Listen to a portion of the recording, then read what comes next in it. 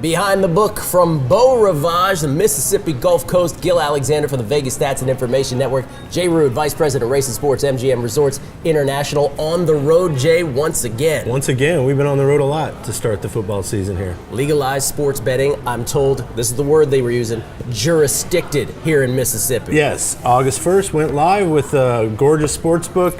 Great place, the book and bar, place to sit and watch the games, get some great food.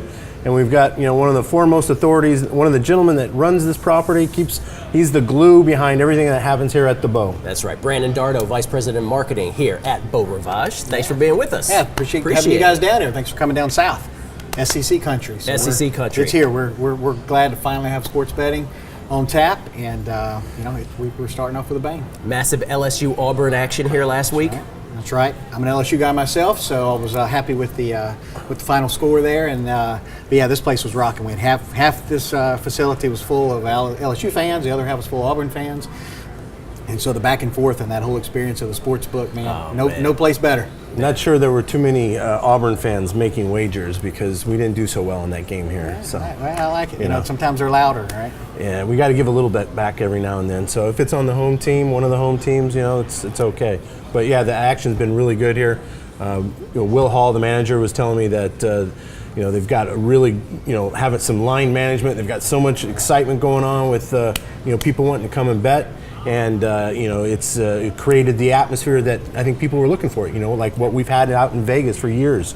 That whole atmosphere. It's not just about making a bet. It's about coming in, having fun, having some great food, hanging with some friends, hanging at the Beau. It's good times. Having some gumbo offered here, of course, at the Sportsbook and Bar, Beau Rivage. I was hanging out watching the Dodgers late night on these beautiful couches last night. Just a great living room-like atmosphere. Surprised here. You went up to your room to go to sleep. Got me a win. I'll take it.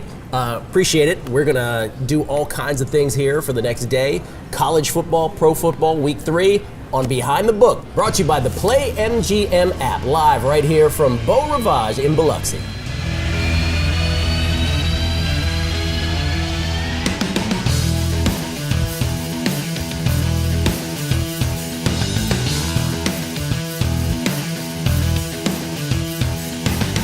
Back on Behind the Book, it's Gill Alexander from Beeson, Jay Rood, Vice President of Race and Sports, MGM Resorts International. Jay, you ready to eat?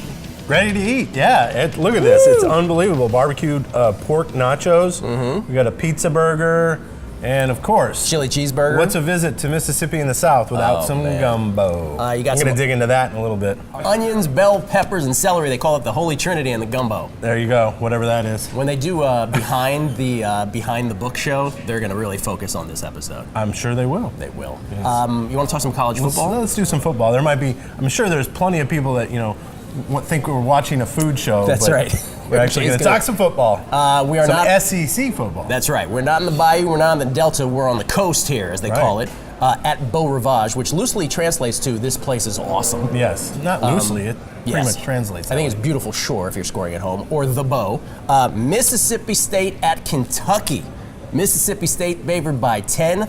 Here's the deal. On the road. Yes, with apologies to Alabama and Georgia, understandably, the elite of the SEC. And by the way, don't want to leave out LSU, who's undefeated here early in the season. But Mississippi State, the Bulldogs are 3-0. Kentucky's 3-0. Not Mike Stoops, not Bob Stoops, but Mark Stoops has them 3-0. They've been to bowl games the last 2 years, didn't win those bowl games. Yeah. But Kentucky, undefeated after having slayed their beast, Florida, 2 weeks ago. First win over Florida since 1986. They had lost 31 straight. Stats with Gill. Against Florida. Mississippi State by 10 on the road. Here's what I want to ask you, rather than you give an analysis here. Yes. The regional bias. Are you seeing here in SEC country that certain teams within conference are getting bet more than others here in Biloxi? Yeah, absolutely. And this is going to be an interesting one, right? Because we have a property up north in Tunica, Gold Strike. So we're going to see maybe some betting, from Kentucky on this side. So we'll see. We'll get some action on that side. We're definitely going to get some, Bulldog action, I think. They already took the hook. We were open this game 10.5. That's right. It's down to 10. I think this game's going to be a highly anticipated game here on Saturday. It's going to draw some really good action. This is going to be, the O's got to go for somebody, right? So I mean, and Kentucky is an exciting program again. So since the hefty lefty, I guess, was back there a few years ago. Wow, a Jared Lorenzen reference. That's right. Nice job. It's a good ball game here. Early season SEC game. Again, the Bulldogs 10-point favorites on the road. Kentucky has this back, Benny Snell Jr., who is an all SEC back. He's shorter than 6 feet, probably the best back in the country that no casual fan anyway, knows about. But the Bulldogs favored by 10 on Saturday right here at Beau Rivage in Biloxi on the Mississippi Gulf Coast. Going to be phenomenal atmosphere here on Saturday. Can't wait for it. Right here on Behind the Book, brought to you by the playMGM app.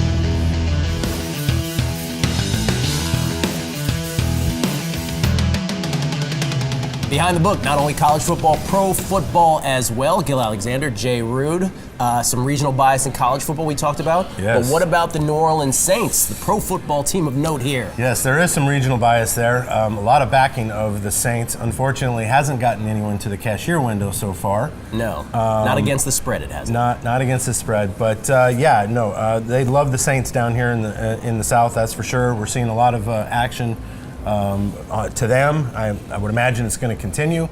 Not if they don't get to the cashier window at some point, though. Well, here's the deal. Falcons are favored by 3 in this game. Totals at 52.5. You could probably, I don't know if probably is the right word, but you could hazard a guess as to who 6 of the 8 division champions might be already after 2 weeks in the National Football League. The NFC South would not be one of those divisions. Very much up for grabs. The Panthers and now the Bucs in that mix as well. But here we have an early season game again, featuring 2 1-1 teams. Saints lose week 1 to the Buccaneers. Then they beat the Browns, but really get lucky in doing so. Don't cover, by the way. Win by just a field goal on really the strength of 2 Browns missed extra points. Right. The it was Browns, a rough week for kickers. Yeah, Browns snatching a defeat once again from the jaws of victory. Falcons lose to the Eagles opening night, as they did in the playoffs last year. Then they come back, and not really a non-sweat, but they do get by the Panthers and do cover. They win by a touchdown. Biggest thing about that Falcons game, though, all 4 times in the red zone, they did score last week, and that's been the knock on Steve Sarkisian. Yeah, I mean, that's been their Achilles heel, the last year or two, was they get down there and they're settling for, field goals or even, turnover or, somehow they butcher it. But, that was a big game last week for us. There was a lot of steam coming in on the Panthers out in Vegas. We saw a ton of action to the Panthers on that particular game. So good game for us with the Falcons. Here's what I want to know, though. This is not going to go off the 3, right? Will we ever see a case where here on the Mississippi Gulf Coast we will have Saints action so much that it will move the number here in a way that it doesn't move in Vegas, or is that not how this works? It could. I mean, we haven't seen enough volume to sort of put us in that position yet. But maybe one day. Maybe one day. We'll see. But yeah, I mean, right now we're keeping it homogenized all across all jurisdictions at this point. So, this is going to be a great game. I think this is going to be something you're going to be involved in on the apps. Yes. On the playMGM app. This looks like a game that you might want to watch the first couple of drives and get a feel for it of what's going to happen here, because Saints maybe that's what they need. Maybe they need to get away from home. To jumpstart them. Maybe so. And Saints have had poor starts before, and they've ended up just fine. We'll see if that's the case, or if the Saints might not just be good at football. We will find out sooner than later. Ooh. Falcons favored by 3. I better watch myself here in Biloxi at the Beau Rivage Sportsbook and Bar. Obviously, a lot of Saints faithful down here. Falcons favored by 3, 52.5, right here at Beau Rivage.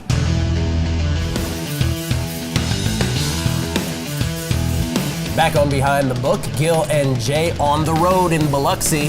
At the Beau Rivage Sportsbook and Bar. So nice here, so very nice. And it's time for the favorite segment of the show. I know it's your favorite. Yes, but I mean, we brought this place together in like 40 days. That should be pointed out. It's unbelievable the amount of effort that it took the team here at the Beau to put this together. We supported them from Vegas to get this up and running here. I mean, it's an amazing effort. And honestly, you probably think, oh, you're supposed to say it's nice. No, it's really nice. Yeah. I want to hang out here all day long and bet sports every which way. That's what we do. Right. Ready to be asked pro? Yep, let's do it. I think we're talking about one of my favorite Yeah, you could ask Jay all kinds of questions in life, existential, whatever. But if you want to ask about betting, you can. And a lot of people asking about teasers. Teasers, once again, just a brief review, when you manipulate at least 2 legs, 2 or more, of a certain bet. So you can move a side or total 6 points in your favor. The key is, though, you have to hit both sides if it's a 2-teamer for you to cash that bet. So you can manipulate in your favor, but you got to hit multiple legs. Now, here's the deal. Because I don't want to give, again, tease it through the 7 and the 3, you'll be fine. That's the way to go. Right. People want to know this, though, and I want to know this. What happens at MGM when one of the 2 sides of the teasers is a push? I mean, if you're talking about a 2-team teaser and one is a push, it doesn't matter what the other one does. The other one, if it wins the teaser line that's printed on the ticket, it doesn't matter because there's no such thing as a 1-team teaser. I get that. So once a team pushes, it's an automatic refund, even if the other team gets blown out by 40 points. But, and I think you're going to this, if you lose the other side... If you lose the other side, yeah, it's still a refund. Refund no matter I don't what. think most bettors know that. No, I'm sure there's been lots of tickets thrown in the garbage because they didn't realize once it pushes, they might lose the first game. Maybe they did a 2-team teaser that goes over 2 days. They lose the first game, throw it away. Wow. The next game pushes, which they may or may not realize, that ticket is now a refund. And of course, if it's a 5-team teaser, it resorts back to a 4-team or 4-teamer to 3-teamer. Down the pay chart, yes. Be aware of that. But that's a good thing to know. So a push and a loss, one of the refunds. It's like the off-the-menu kind of thing that people don't know about. It's like the medicine ball at one of those coffee houses. Now watch this. Jay, are you trying to change that rule behind the scenes? Possibly. I'm going to maybe make a 1-team teaser so that there's a payout for it. Jay Rood, ladies and gentlemen. That's your answer to your question about teasers. Always informative. Ask the pro with Jay Rood, the pro himself, right here from Beau Rivage.